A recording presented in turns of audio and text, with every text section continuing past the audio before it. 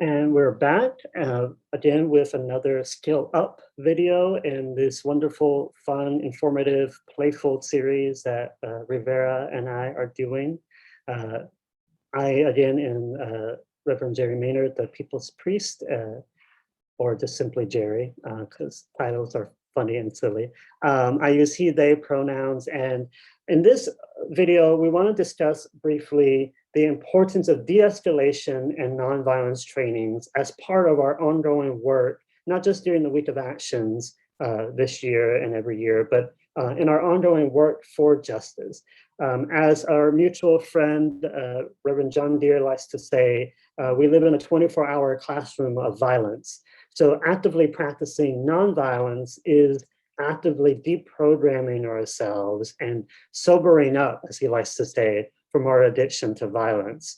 And one of the ways that we do that is by regularly organizing and engaging with the work of nonviolence trainings, and specifically through the practicing of de-escalation, which can be done in a demonstration context, but it can also be done in an interpersonal context. And one of the ways that I often try to practice de-escalation in interpersonal conflict is I try to meet the person at the tone that they are at, which is usually a very high, escalated, aggressive tone, and then immediately drop down to a more calm and reserved kind of passive tone as a way of helping to create a dramatic distance between the two of us, which makes the cognitive awareness of the other person to be like, oh, maybe I should be a little bit more quiet with my voice. And then it helps to level out the playing field so that we can have a more productive conversation with that.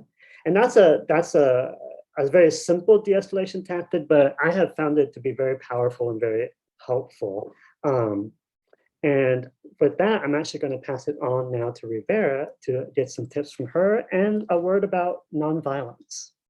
Great, thank you, Jerry. So I'm Rivera Sun. I'm the program coordinator for Campaign Nonviolence, and I use she, her pronouns.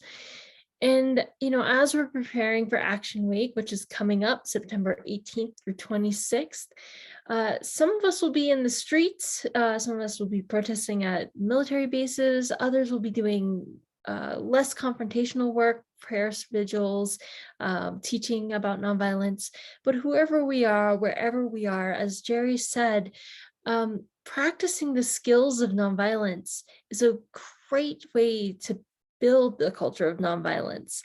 And we can do that regardless of what we're preparing for in our actions.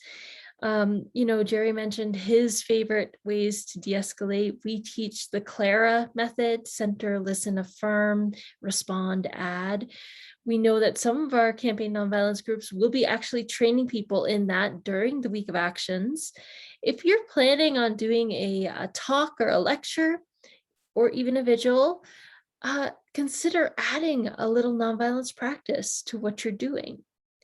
And last but certainly not least, as in years previous, Campaign Nonviolence actually has a nonviolence pledge and a nonviolence commitment on our website.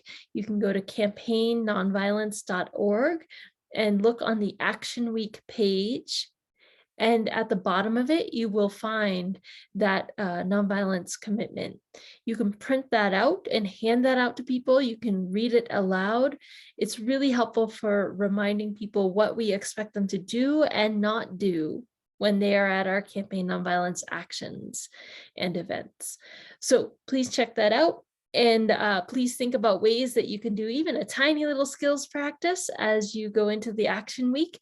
And as Jerry mentioned, even planning regular skills trainings throughout the year.